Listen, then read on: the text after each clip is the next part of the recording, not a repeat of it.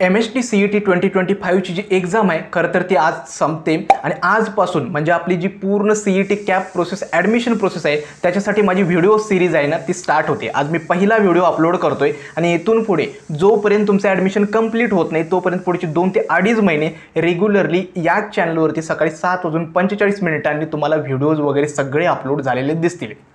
तुमच्या पूर्ण ॲडमिशन प्रोसेसमध्ये तुमचे काही डाऊट्स वगैरे असतील प्रत्येक स्टेजवरती व्हिडिओज मी अपलोड करेल जेणेकरून तुमच्या ॲडमिशन प्रोसेसमध्ये तुम्हाला काही इश्यू किंवा डाऊट्स येणार नाहीत। आता सगळ्या पालकांना आणि विद्यार्थ्यांना विनंती काय आहे तर या चॅनलला नक्की सबस्क्राईब करा, कारण का CET रिलेटेड या ॲडमिशन प्रोसेसचा जेवढा काही कंटेंट असेल ना या चॅनलवरती अपलोड करणार आहे। त्यामुळे चॅनलला सबस्क्राईब करा आणि जे बेल नोटिफिकेशन आहे ना त्याला सुद्धा स्टार्ट करा। आणि दुसरी गोष्ट म्हणजे काय, आपला जो CETचा कॅप ॲडमिशनचा ग्रुप आहे त्याची लिंक मी डिस्क्रिप्शन बॉक्समध्ये दिलेली आहे, त्या व्हॉट्सॲप ग्रुपला नक्की जॉईन व्हा। या 2 गोष्टी करायचं आहे। आजचा जो व्हिडिओ आहे ना आपला पहिला व्हिडिओ असणार आहे CET कॅप ॲडमिशन प्रोसेसबद्दल। व्हिडिओला सुरुवात करण्याआधी तुम्हाला सगळ्यांना एक विनंती आहे की हा व्हिडिओ आपल्या पालकांसोबत नक्की बघा।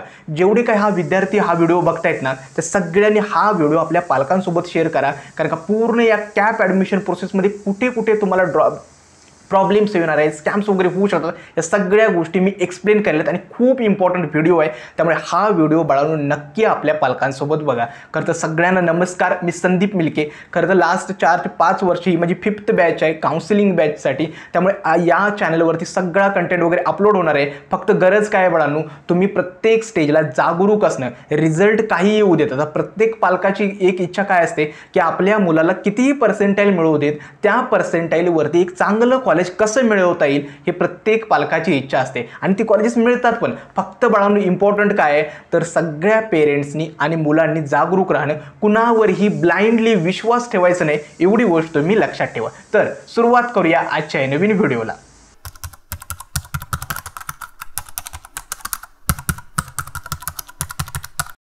खरं तर पुढच्या 2 ते 2.5 महिन्यांमध्ये जी चालणारी जी कॅप ॲडमिशन प्रोसेस आहे ना त्याच्यामध्ये सगळ्यात जास्त स्कॅम्स होतात का, कारण का तुम्हाला या कॅप ॲडमिशन प्रोसेसबद्दल माहिती नसतं। जेन्युइन जो कंटेंट आहे तो तुमच्यापर्यंत पोहोचत नाही, त्यामुळे तुम्ही सुद्धा ब्लाइंडली कुणावरही विश्वास ठेवता आणि या सगळ्यामधून बाळांनो स्कॅम्स येतात। एकतर आजचा जो व्हिडिओ आहे ना मोस्ट इम्पॉर्टंट व्हिडिओ आहे, त्यामुळे मेक शुअर की हा व्हिडिओ तुमच्या पेरेंट्ससोबत तुम्ही बघत असाल। या व्हिडिओमध्ये मी टोटल 7 स्कॅम्स सांगणार आहे जे पूर्ण तुमच्या ॲडमिशन प्रोसेसमध्ये तुमच्यासोबत होऊ शकतात।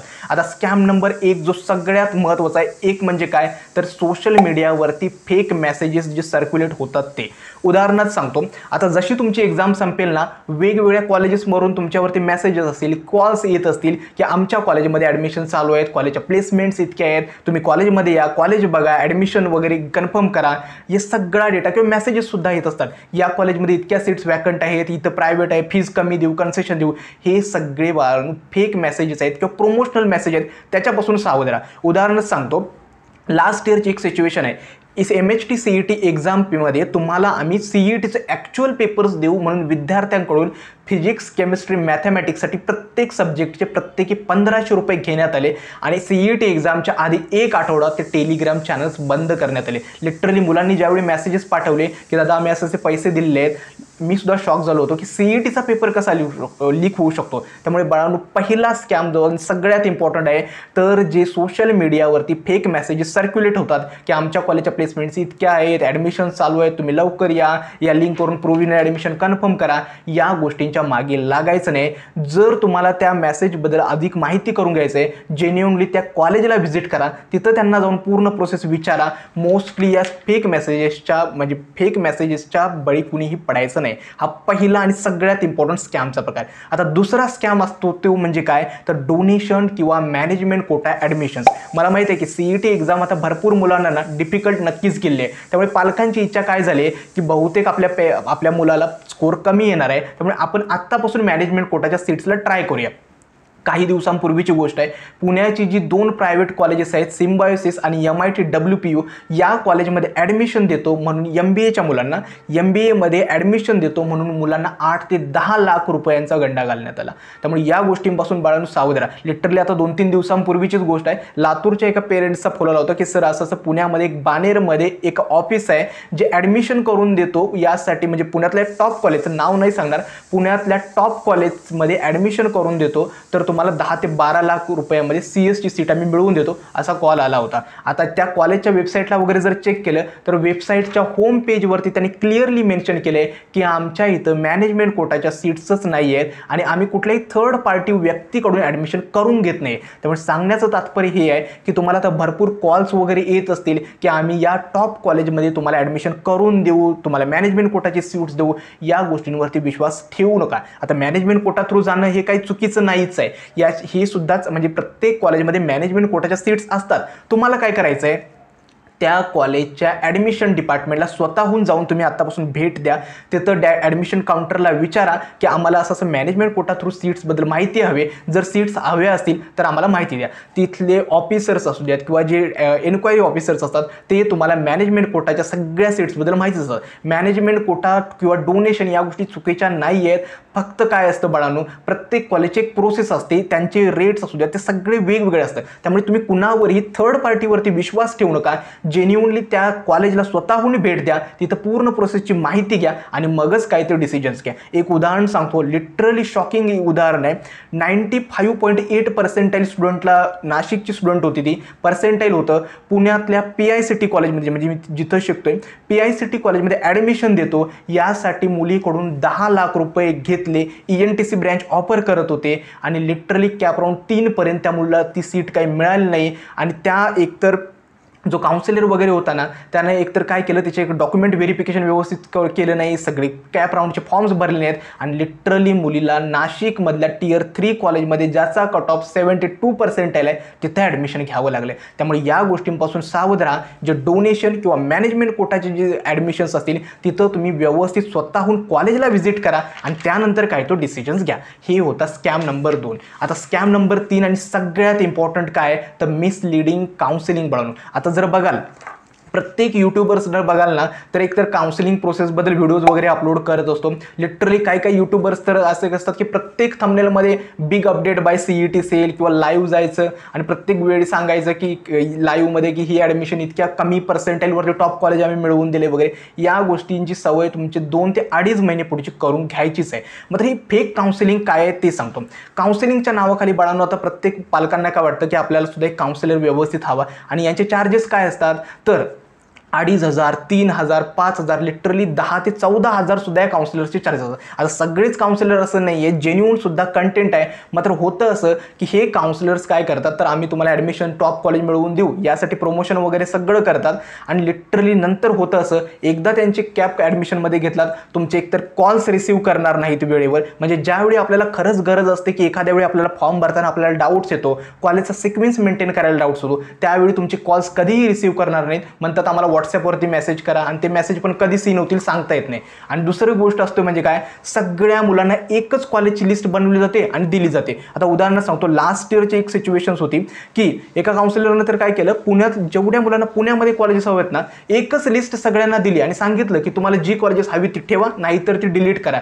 अरे प्रत्येक विद्यार्थ्याच्या प्रायोरिटीज वेगळे असतात, कॅटेगरी वेगळी असते, त्यानंतर त्यांच्या रिक्वायरमेंट्स वेगळे असतात, प्रत्येक मुलाची ब्रँच रिक्वायरमेंट वेगळी असते. त्यानुसार प्रत्येक विद्यार्थी इंडिव्हिज्युअल लिस्ट बनवणं गरजेचं आहे. मात्र काय करतात तर मुलं इतकी भरमसाठ आपल्या काउन्सिलिंगमध्ये भरून ठेवतात की सगळ्यांना एकच लिस्ट चिकटवून दिली जाते. या बाळांनो मिसलिडिंग काउन्सिलर्सपासून थोडं सावध राहा. लिटरली मी बघतोय ना प्रत्येक काउन्सिलर्सचे एकतर त्या काही ना काही कॉलेजसोबत टायअप असतात, म्हणजे लिटरली त्यांचे प्रोमोशनल व्हिडिओज ते प्रोमोटच करत असतात. मग अशा काउन्सिलर्सपासून ज्यांचे कॉलेजसोबत टायअप आहेत ते तुम्हाला सांगतील की हे कॉलेज चांगलं आहे, याचा सिक्वेन्स वरती ठेवा.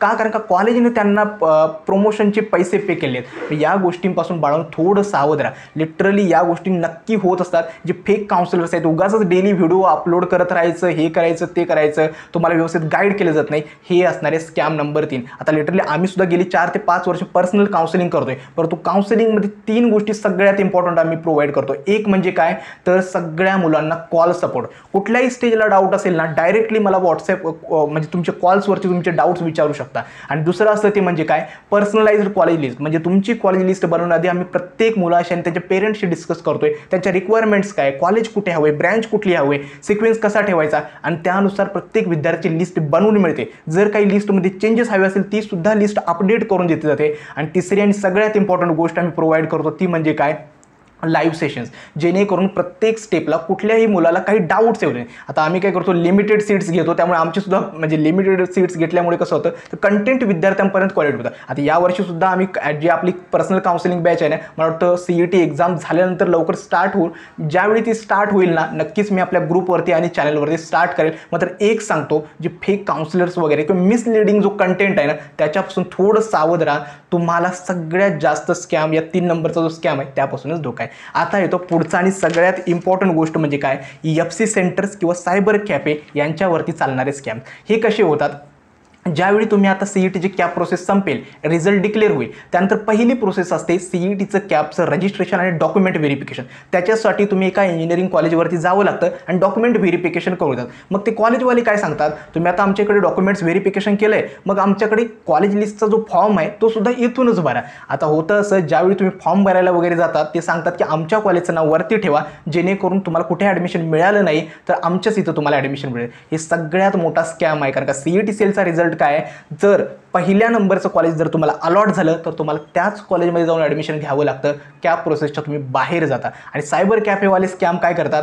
सायबर कॅफेवाल्यांना माहिती नसतं प्रोसेस काय आहे, डॉक्युमेंट व्हेरिफिकेशनचं अप्लाय कसं करायचं वगैरे. आणि काही सायबर कॅफेचे काय करतात, टायअप असतात वेगवेगळ्या इंजिनिअरिंग कॉलेजसोबत. त्यामुळे मेक शुअर करा की तुम्ही तुमचे पासवर्ड OTP पुढच्या प्रोसेसमध्ये कुणासोबतही शेअर करणार नाही. प्रत्येक स्टेजला OTP येतो, तो कुणासोबतही शेअर करायचा नाही, एवढी लक्षात ठेवा. त्यामुळे कुठल्याही कॉलेजवरती, कारण का कॉलेजवाले काय करतात, वेगवेगळे सेमिनार्स अरेंज करतात CET ॲडमिशन प्रोसेससाठी, किंवा आमच्या इथूनच फॉर्म भरा, अशा गोष्टींचं मित्रांनो आमिष देतात, त्यापासून थोडं सावध राहा. आता स्कॅम नंबर 6 आणि सगळ्यात इम्पॉर्टंट काय, तो आहे फेक कॉलेज इन्फॉर्मेशन. आता प्रत्येक विद्यार्थ्याला जर कॉलेजची इन्फॉर्मेशन हवी असेल, तुम्ही काय करता, जेन्युइनली त्या कॉलेजचं नाव गुगलवरती टाईप करता आणि वेगवेगळ्या तुम्हाला साईट्स देतात.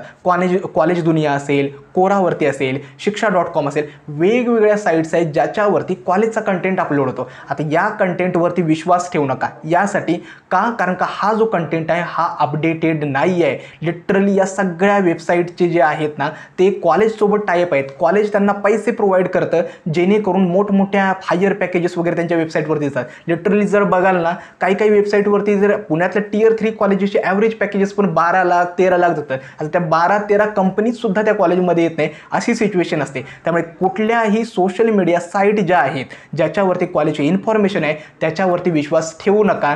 या जर तुम्हाला कॉलेजची इन्फॉर्मेशन हवी असेल ना, इतकं करा, त्या कॉलेजचे जे विद्यार्थी आहेत त्यांना अप्रोच करा. फॅकल्टीसुद्धा आपल्या कॉलेजची जी तिथले जे शिक्षक आहेत, फॅकल्टी आहे, ते सुद्धा आपल्या कॉलेजबद्दल नेहमी चांगलंच सांगणार आहेत. मात्र जेन्युइन कंटेंट आहे ना, तो मात्र सगळे विद्यार्थीच तुम्हाला देऊ शकतात.